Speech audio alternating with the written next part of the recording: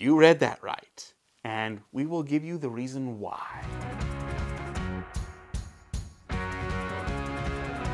Hello, and welcome to this part of the pond, where it's the bullfrog and the one, the only, Newt. Face reveal on 100,000 subscribers.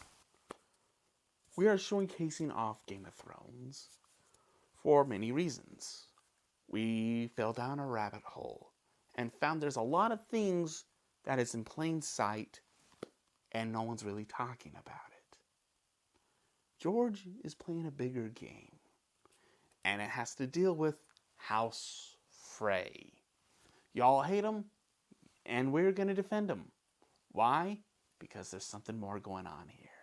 And we're going to go through this through a syllabus, where we begin in the north and end in the reach. That's right, this is how far and how big of this multi-layered cake is. Or is it an onion? Well, in order to get to the north, we have to go through the Red Wedding. But the Red Wedding is far more complicated. This is almost like a two-halfer. But in order to get to the Red Wedding, we have to point out those who are responsible. And now we get to the title card. Why Arya bears responsibility. We're going to show you. But in order to go to there, we have to give some context and history. And this begins with Edmure Tully and his Battle of the Fords. Well, what happens is good old Stark, wants to go the offensive. So he leads most of his army to go to the Westerlands and give Tywin some lip for once. And while he's fighting there, battling in the Ox Cross and just showing off how face it boss he is, his uncle Edmure and little brother of Catelyn Tully, and in my defense, I think he's actually not that bad of a character, well written. He's underrated. All that little small rant aside, he's getting a little left out. He wants some of the action. He wants to be famous. He wants to make a name for himself. So he comes up with an idea. Tywin's chilling at Harrenhal, so he sends out word to the twins and says, "Hey, Roose, why don't you gather some Freys and also the men up there that Robb left to keep Lord Walder Frey in line, use those men. So you and your men and those men get together, make yourself an army. I'll be attacking the south of Tywin. You'll be attacking from the north at Tywin. Your job, get Harrenhal. My job, bloody Tywin's nose. Show him who's boss, who's king." And his older sister, good old Catelyn Tully, starts trying to talk him out of it, going, "This is not smart. This is not a good idea." But her little brother, and thinking with his heart, stands up to his sister and says, "This is Tullyland," Edmure declared. "If Tywin Lannister thinks to cross it unbloodied, I mean to teach him a hard lesson." And with this, he goes out, starts winning some battles, and it's called the Battle of the Fords. But see up here in Harrenhal, well, in here is Arya and her group of friends. And she kind of realizes she's kind of messed up. Because good old Tywin is getting bothered by Robb pillaging and plundering his lands. So Tywin girds up his loins and goes out. And Arya sees Harrenhal and goes, "Wait a minute. I can help Robb. I can help my brother." But for that, she needs help. And goes to Jaqen H'ghar. A girl whispers if she fears to speak aloud. Whisper it now. Is it Joffrey? Arya put her lips to his ear. It's Jaqen H'ghar. Even in the burning barn with the walls of flame, towering all around him in chains. He had not seemed so distraught as he did now. A girl. She makes a jest. You swore. The gods heard you. You swear. A girl will weep. A girl will lose her only friend. You're not my friend. A friend would help me. She stepped away from him, balanced on the balls of her feet, in case he threw his knife. I never kill a friend. Jaken's smile came and went. A girl might. Name another name, then? If a friend did help? A girl might, she said, if a friend did help. And a friend did help.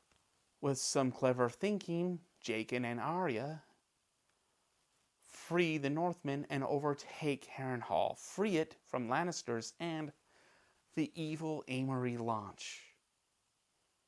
That guy's messed up, but not as messed up as some.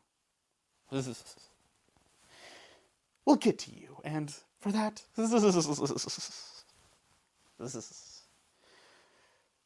take a hot shower. Please, give me a moment.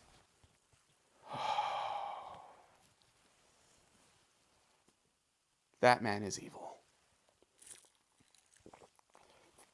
Harrenhal is taken by the Boltons and the Freys, and Vargo Hoat, who you'll know as the man who disarmed Jaime, pun intended, is now fighting for Roose Bolton.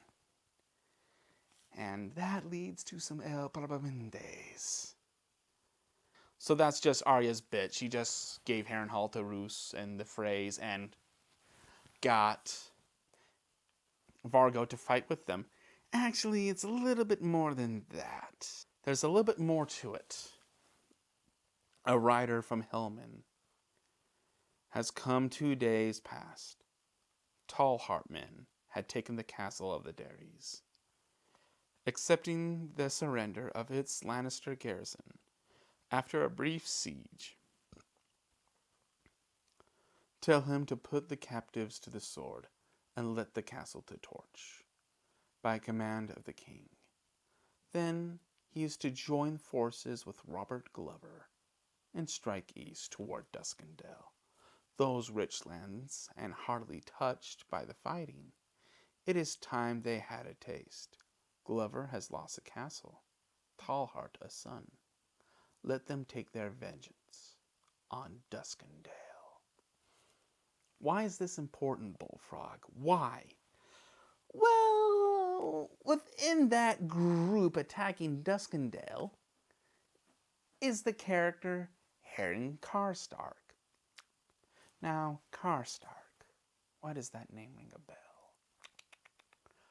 Oh, Karstark, the man that Robb beheaded because he killed 2 Lannisters in a prison cell. And since he was really adamant against Robb, and because his men are leaving, they're out hunting for Jaime because Catelyn Tully let him loose. Don't worry, for those who hate Catelyn Tully, I got some more information for you. Just hold on to that. But with them going out, Rickard is basically paying whoever finds Jaime and cuts his head off of his shoulders. They're gonna, no matter who they are, they will be married to Rickard's only daughter. There's incentive, but why is that so important? Why do we need to remember that good old Rickard? Well, this is Rickard's only son, Harren Karstark. And what happens here? Harren was held in Harrenhal when the Lannisters were in control. Now, Harrenhal is ruled by Roose Bolton, technically, and the Freys. And we get this little small info. Harren Karstark was a captive here when we took the castle. Did you know? I gave him all of Carhold men, still with me, and sent him off with Glover. I hope nothing ill befalls him at Duskendale. Else, Ali's Karstark would be all that remains of Lord Rickard's progeny. He chose another prune. Fortunately for you, I have no need for a wife. I wed Lady Walda Frey whilst I was at the Twins. Fair Walder. Awkwardly, Jamie tried to hold the bread with his stump while tearing it with his left hand.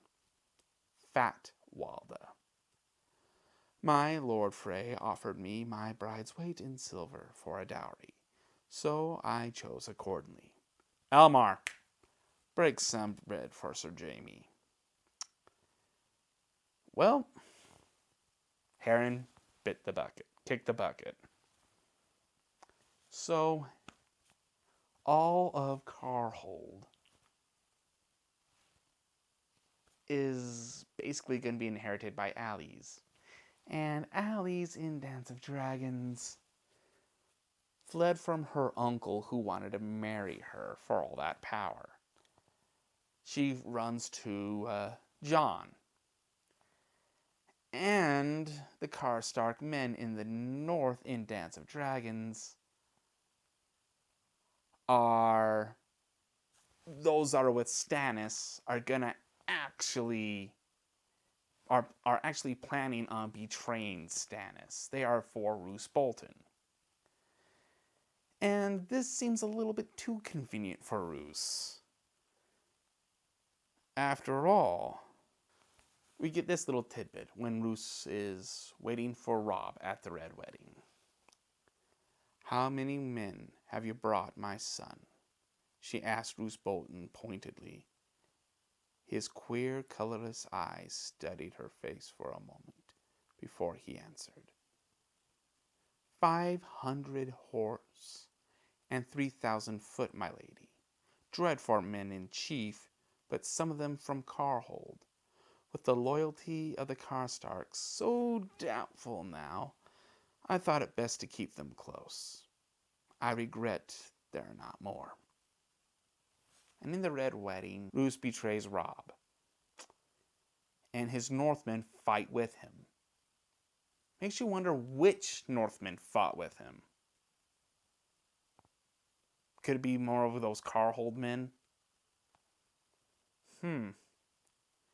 Arya, you let that happen.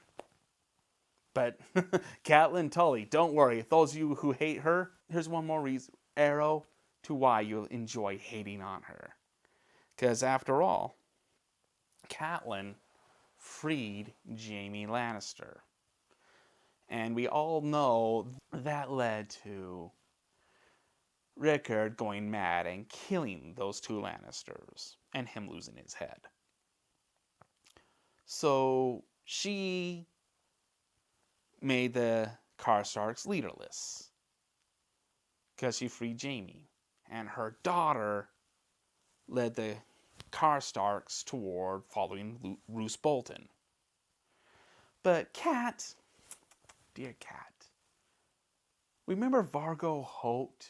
How he's now switched sides and is now fighting for Roose? Well, with him and finding Jaime, and good old him and Jaime are like, hey, he's going, hey Jaime, let's have a dinner. There's some words that need to be said.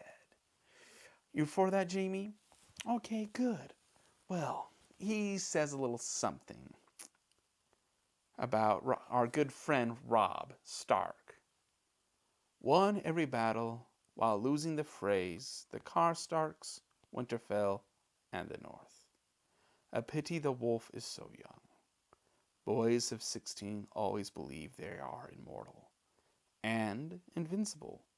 An older man would bend the knee, I think.